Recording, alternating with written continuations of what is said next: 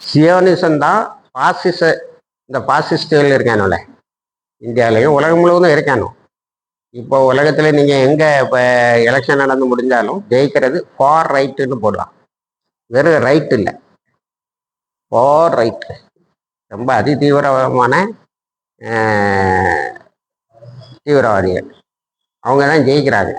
ஆனால் அவங்கெல்லாம் ஜெயித்தா கூட அவங்களும் இப்போ இதை எதுக்குறாங்க. இப்போ இட்டலியும் பிரான்ஸும் வந்து லெபனானுக்கு நாங்கள் ஒரு புது சிஸ்டம் கொண்டு வரோம்னு சொல்லக்கூடிய அளவுக்கு பேர். இப்போ கான்செப்ட் என்னன்னா, உலகத்தில் உள்ள எல்லா மக்களும் யூதர்கள் உட்பட எல்லாரும் வெறுக்கும் போது அரபுகள் எந்த பக்கம் நிற்கணும்? அப்போ முஸ்லிம்களாக அல்லாமல் மரணித்து விடாதீர்கள். ஒரு முஸ்லிம் மரணத்தை விரும்பணும். ஏன்னா துனியாவை வெறுக்கணும். அதுக்காக துறவரம் ஒன்றும் சொல்லலை. அவங்களுடைய அழகிய முன்மாதிரி வந்து குடும்பம் நடத்தி பிள்ளைகளை பெற்று ஒரு முழுமையான ஒரு வாழ்க்கை திட்டத்தை காட்டிட்டு போனவங்க. அதுக்காக விவேகானந்தர் சொன்ன மாதிரி என்னைக்கோ மரணம் வரும்னு இன்னைக்கே செத்துறேன் ஒன்றும் சாவறது இல்லை. ஆனால் ஒரு நல்ல லட்சியத்துக்காக தன்னுடைய வாழ்க்கையை அர்ப்பணிப்பவன் மனிதன். அதில் எல்லாம் வந்து என்ன செய்கிறான், நீங்கள் இந்த மார்க்கத்துக்கு உங்களுடைய செல்வம் முதல்ல, அப்புறம் உங்களுடைய உயிர் எல்லாத்தையும் கொடுத்தா நீங்கள் வந்து நீ சொன்ன மாதிரி களிமா சொல்லாமல் மூத்தில் அவனுக்கு வராட்டாலும் எல்லாம் வந்து என்ன செய்கிறான், அவன்கிட்ட முகத்தில் ஒரு சிரிப்பை கொடுக்குறான். அந்த சமயத்தில் அவனுக்கு வந்து நற்செய்தி சொல்லப்படுது, உனக்கு சொர்க்கம் அப்படி நற்செய்தி சொல்லப்படுது. அந்த மவுத் அது ஒரு பிரிகிற நேரத்தில் உடனே அவன் கொஞ்சம் லேசாக சிரிக்கிறான். அந்த சிரிப்போடு தான் அவங்க வந்து மவுத்தாகிறாங்க. அப்போ இன்னைக்கு அஸ் எ கம்யூனிட்டி முஸ்லிம்ஸ் வந்து அரபு நாடுகளில் இருக்கிறவங்க, எந்த அரபு நாட்டில் வந்ததோ அந்த அரபு நாட்டில் இருக்கிறவங்க மௌத்தானா அவங்க மௌத்தோட நிலைமை எல்லாம் முடிவு பண்ணுவான். நம்ம சொல்றதுக்கு இல்லை. ஆனால் நமக்கு என்ன தெரியுது, அவனோட வாழ்க்கை இந்த உலகத்தில் சொகுசாக இருந்தது உண்மைதான். கார் பார்க்கிங்க 500 ஏக்கர் 600 ஏக்கர். என்ன இவனுக்கு தங்கத்தில் செய்த காரு, வெளியில் செய்த காரெல்லாம் அந்த ஒரு புத்திசாலி செய்து இவனுக்கு விற்கிறான். நம்ம 400 பில்லியன் டாலர் ஈரானுக்கு கிடைக்குன்னு போட்ட உடனே மக்களுக்கெல்லாம் ரொம்ப சந்தோஷம். ஆனால் போன வருஷத்தில் ட்ரம்ப் பதவியேற்ற உடனே அரபு நாடுகள் வந்து ட்ரம்ப்கிட்ட ஒப்படைச்ச பணம் எவ்வளவு? 5 ட்ரில்லியன். ஒரு ட்ரில்லியன் கணக்கு பார்த்து சொல்லு பாவோம். 5 ட்ரில்லியன் பணம் கத்தர் நாட்டுக்கு தான் முதல்ல வரணும். முதல்ல வந்தால் 400 மில்லியன்ல ஒரு ஃப்ளைட்டு. அந்த ஃப்ளைட்டு இப்போ எப்படி இருக்குன்னா ஒரு பறக்கும் அரண்மனையாக மாறி இருக்கு. அதில் அமெரிக்கானோட ஃப்ளாகு அது இதெல்லாம் வச்சு ஒரு பறக்கும் ஒரு இதாக அது மாறி இருக்கு. அது இப்போ கத்தர் இது இருந்ததெல்லாம் எடுத்துக்கிட்டு அது அமெரிக்கன் மேக்குன்னு ஆக்கிட்டான். ஏன்னா இப்படி காலில் விழுறத எங்கேயும் பார்த்துருக்கீங்க நீங்க? இப்படி காலில் விழக்கூடிய நாடுகளை. அப்போ இவங்களுடைய நிலைமை ரொம்ப கஷ்டமா இருக்கு. இந்த 73,000 ஷஹீதுகளும் அல்லாட்ட சந்தோஷமா இருப்பாங்க. இன்னும் இந்த 73,000ங்கிறது ரொம்ப குறைந்த எண்ணிக்கை. ஏன்னா வந்து இவங்க வந்து இடிபாடுகளுக்கு இடையில இருக்கிறவங்க மிஸ்ஸிங்கை வந்து மிஸ்ஸிங்னு காட்டாங்க. அவங்க ஷஹீதா ஆயிருப்பாங்க. இன்னுமா 3 வருஷம் கழிச்சுமா மிஸ்ஸிங், அப்போ ஷஹீதா ஆயிருப்பாங்க அப்படின்னு தான் சொல்றாங்க. இப்போ லெபனான்ல ஈரானில் குறைவுன்னு வச்சுக்கிடுவோம். ஆனால் ஈரானில் ஷஹீதுகள் நிறைய உண்டு. இப்போ ஷஹீதுகள் நித்த உருவாக்கிட்டு இருக்கிறாங்க. அதில் சீனாவில் ஒரு தான் ஒரு வீடியோ போட்டிருக்கான். என்னன்னா எல்லா இசமும் இஸ்லாத்திட்ட போய் தாண்டா அடி வாங்குது. இப்போ இஸ்லாம் வந்து இதை வீழ்த்தி இருக்கிறது நம்ம பார்க்குறோம். அதே நேரத்தில் அப்ரஹாம் அக்காடை தூக்கிட்டு ட்ரம்ப்பால் பயணம் செய்யவும் முடியுது.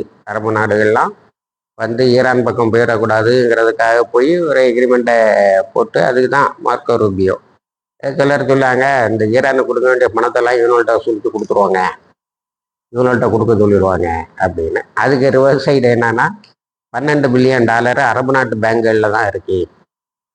அதுக்கு இவர் நம்ம அப்பாஸ் அகர்ச்சி அல்லது முஸ்தபா அலி காமினி போய் வெண்டைக்காய், கத்திரிக்காய், பீன்ஸு, கேரட்டு இதெல்லாம் அமெரிக்காவுடைய வெஜிடபிள்ஸ் வாங்கணும் 12 பில்லியனுக்கு அப்படின்னு. அவன் சொல்லிட்டான், நாங்கள் இராணுவத்தை பலப்படுத்த போகிறோம் அப்படின்னு. இப்போ நம்ம வைகரை வெளிச்சத்தில் போட்ட மாதிரி 2027 முடியணும் கேஸு. எப்படி போகுது இப்போ? முடிஞ்சிற மாதிரி போகுதா இப்படி?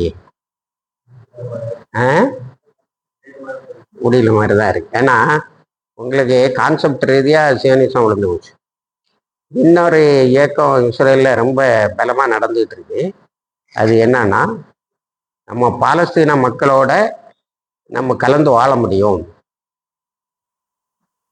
அப்படின்னு, பாலஸ்தீன மக்களோட வாழ முடியும் அப்படின்னு ஒரு பெரிய இயக்கத்தை இதில் நடந்துகிட்டு இருக்கிறார். அதனால நம்ம காசாவெல்லாம் விட்டுறலாம், எல்லாரும் ஒன்றாயிடலாம். ஒன்றாகி இங்கே ஜெனரலாக எலெக்ஷன் நடத்தி யார் ஜெயிக்கிறாங்களோ அவங்க ஆட்சிகளை எல்லாரும் இருக்கலாம். ஆனால் உலகத்தில் நீங்கள் எல்லா மத நம்பிக்கையாளனும் ஒரே ஒரு மத ஆட்சிகளை தான் நிம்மதியாக இருந்திருக்கான், அது இஸ்லாம். ஆனால் இங்கே எல்லாமே வரையறுக்கப்பட்டு விட்டது. நீ நான் செக்குலரிஸ்டாக்கும் சொல்லி தாடியும் தொப்பியும் வச்சுக்கிட்டு சில சமயத்தில் தொழுகையினுடைய அடையாளங்களோட நான் செக்குலரிஸ்ட், எனக்கு மதத்துக்கு சம்மந்தமே கிடையாது என்ன சொன்னேன்னா அது முட்டாள்தனம் தானா? உனக்கு என்ன தைரியம் வேணும்? என்ன தைரியம் வேணும்? சொல்லியிருப்பேப்போ, நான் ஒரு முஸ்லீம் சொல்லக்கூடிய அந்த தைரியம் வேணும். அதை விட்டு போட்டு நான் செக்குலரிஸ்டாக்கும், நான் அவனாக்கும் இவனாக்கும் சொல்லி வாழக்கூடாது. ஏன்னா முஸ்லீம். ஆனால் எனக்கு தான் இஸ்லாமிய ஆட்சியில் நிறைய கடமைகள். அது வந்தால் யார் முதல்ல போனோம்? நம்ம தான் முஸ்லீம்கள் தான் போகிறோம். ரெக்ரூட்டட் ஆர்மி போவாது, எல்லாருக்கு மேலேயும் கடமை. அவ்வாலிக்கும் அன்புசக், உங்களுடைய செல்வமும் உங்களுடைய உயிரும் முதல்ல நினைக்கணும். சம்பாதிச்சா சக்காத்து, சதக்கா, ஆர்டினரி டேக்ஸ் இவ்வளவு இருக்கு. அவனுக்கு ஒரே ஒரு போல் டேக்ஸு, அதுவும் யார்கிட்ட? அது யார்கிட்ட? ஃபைட்டிங் ஃபிட் அந்த இளைஞர்கள்ட்ட மட்டும்தான் அவங்கள்ட்ட அந்த ஜிஸ்யாவை வசூலிக்கணும். ஏன்னா பின்னாடி வந்த காலகட்டங்களில் வசூலித்த ஜிஸ்யாவை திரும்ப கொடுக்கும்போது அதை சொல்லியிருக்காங்க, உங்களோட பாதுகாப்பு வரையா நாங்கள் பணத்தை வாங்கினோம், அதை நாங்கள் இப்போ உங்களை பாதுகாக்க முடியாது போல தெரியுது, நாங்கள் வேற ஒரு பெரிய யுத்தத்துக்கு போகிறோம், அதனால இந்த பணத்தை வாங்கிடுங்கன்னு சொல்லி திரும்ப கொடுத்தாங்க. வரலாம் ஞாபகம் இருக்கா? அந்த மக்கள் என்ன சொன்னாங்க? அந்த மக்கள் என்ன சொன்னாங்கன்னா, இதை வச்சுக்கிடுங்க, இன்னும் கொஞ்சம் தாரம் எடுத்துட்டு போங்க, நீங்க வெற்றி பெற்று நீங்க வெற்றியாளர்களாக திரும்ப எங்களை ஆட்சி செய்யுங்க. கிறிஸ்தவர்கள் அவங்க அது கூட இன்னொரு வார்த்தை சொன்னாங்க. அது என்ன ஆகும்?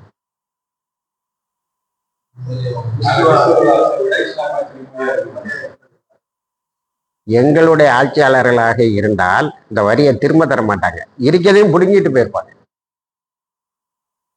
எவ்வளவு ஒரு பெருந்தன்மையான ஆட்சி. அதான் பிலிப் பீட்டி சொல்லுவாரு, இஸ்லாம் புகுந்தவுடனே எல்லா இடத்துலையும் இஸ்லாமிய ஆட்சி வந்துடல. ஏன்னா ஈரான் 100% முஸ்லிம் கண்ட்ரியா,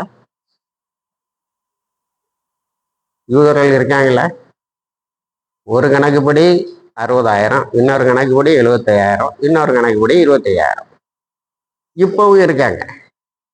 எப்போ யூதர்கள்லாம் சேர்ந்து இஸ்லாமிய ஆட்சிக்கு எதிராக ஈரான்ல ஒரு கிளர்ச்சியை உண்டு பண்ணி அதில் ஆயுதம் வச்சிருந்தவங்கெல்லாம் ஈரானுடைய குடிமக்களாக இருக்கக்கூடிய யூதர்கள்னு கண்டுபிடிச்ச பிறகும் அந்த கிடைச்சவனை மட்டும்தான் ட்ரையல் பண்ணி, அதாவது நீதியின் நிறுத்தி விசாரித்து தண்டனை கொடுத்தாங்களே தவிர எல்லா யூதர்களும் இப்படி தான் இருக்குங்கன்னா ஒரு தண்டனையை கொடுக்கல.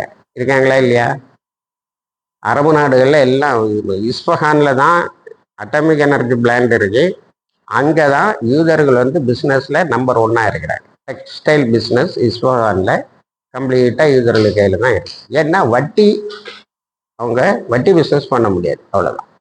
அதனால பிஸ்னஸில் இறங்குறான், பிஸ்னஸில் உள்ள பறக்கத்துகளை இது பண்ணுறான். இப்போ உலகம் முழுவதும் யூதர்களையும் வாழ்றாங்க, இதுலேயும் வாழ்கிறாங்க, அப்படிதானா?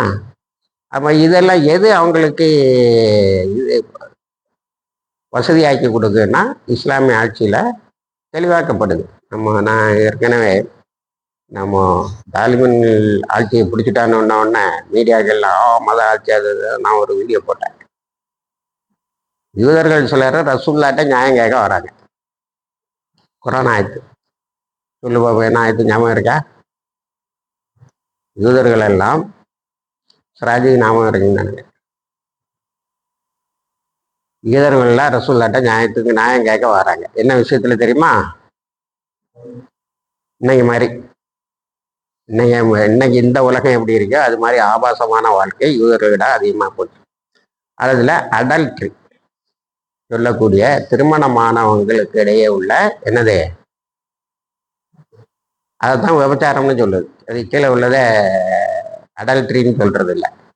ஏன்னா இப்போ வேற பேர்லாம் வந்துட்டு live in relationship, sex worker, இப்படி நிறைய வந்து அதை நம்ம மாடர்னைஸ் பண்ணி விபச்சாரத்தை லவ் பண்ணுறோம்.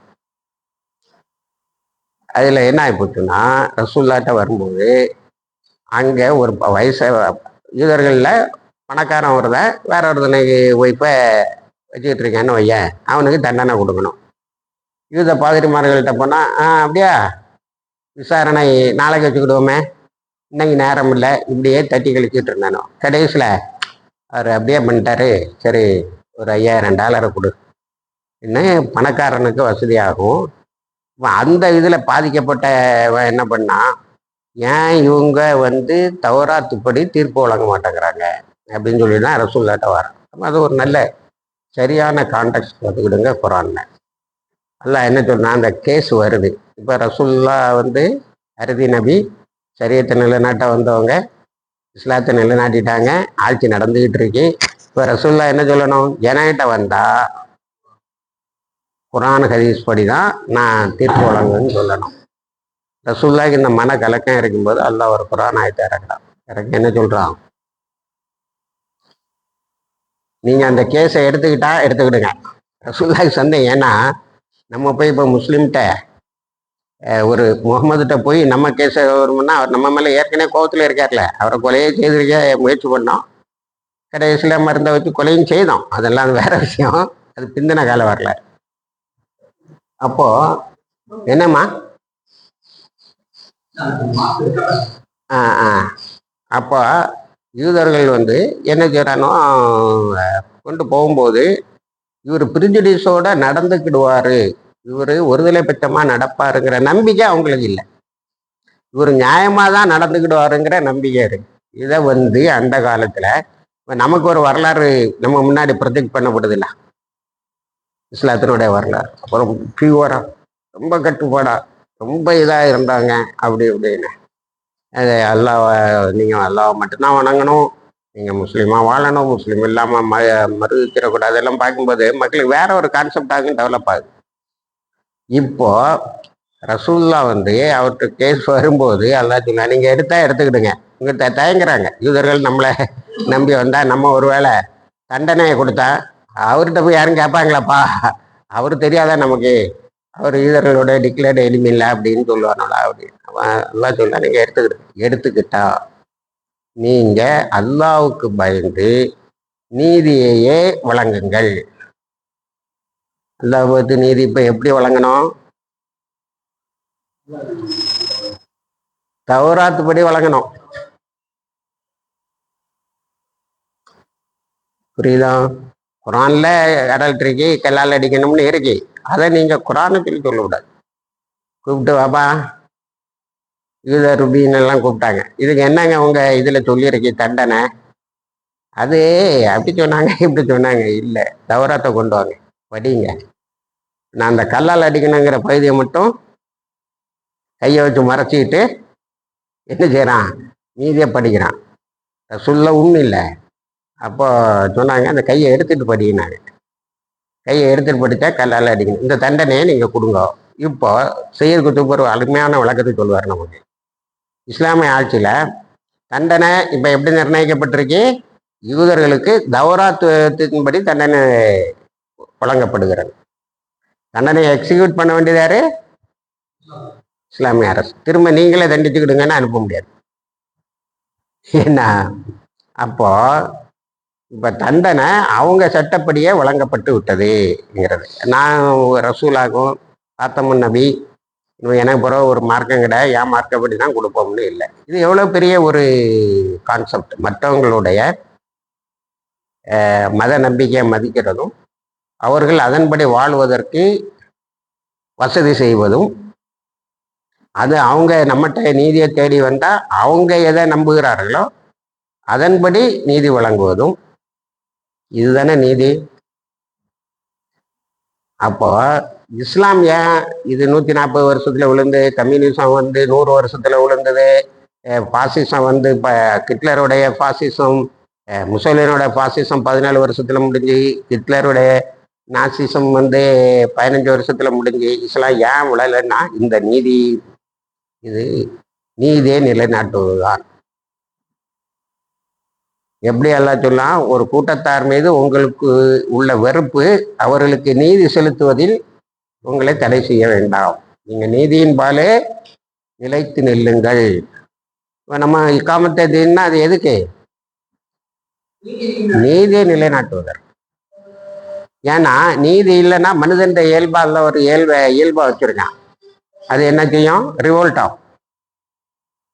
உலகம் முழுவதும் பார்க்க முடியல, சின்ன கூட்டமாக தான் இருக்கும், பெரிய கூட்டங்கள்லாம் எடுத்து சண்டை போட்டுட்டு இருப்பான். அது இப்போ இஸ்லாமிய கான்செப்ட்லையும் பொருந்தும்.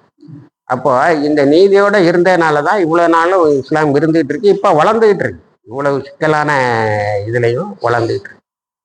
அப்போ இந்த நீதிங்கிற கான்செப்ட் எந்த அளவுக்கு இருக்குன்னா, இப்போ வந்தா பெரிய முத்தகீன்களோட கூட ஃபாலோ பண்ண முடியுமாங்கிறது கஷ்டமா இருக்கு.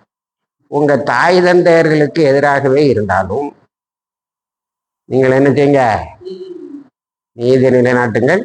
சாட்சியம் சொல்லதா இருந்தா ஒழுங்கா சொல்லிட்டு போயிடும். நான் இப்போ சாட்சி சொன்னா என் தம்பி கையை வெட்டி போடுவான், என்ன எங்க அக்காவை அடித்து கொண்டு வருவானுவோம் அப்படின்னு இருந்தாலும் நீங்க என்ன செய்யுங்க? நீதியின் பக்கமே நிலைத்து நில்லுங்கள். அப்போ ஆயிஷா ஒரு திருட்டு குத்தம் வந்த நேரத்துல என் மகள் பாத்திமாவாகவே இருந்தாலும் நான் கையை வெட்டுவேன். அதுதான் இந்த நீதியின் பக்கம் முஸ்லீம்கள் இந்த காலங்கள் வரைக்கும் இருந்தது. இப்போ அது கொஞ்சம் மாறி வருது. ஆனால் இஸ்லாமிய இது வருது. நீங்கள்லாம் நல்ல நம்பிக்கை வச்சுருக்கீங்க.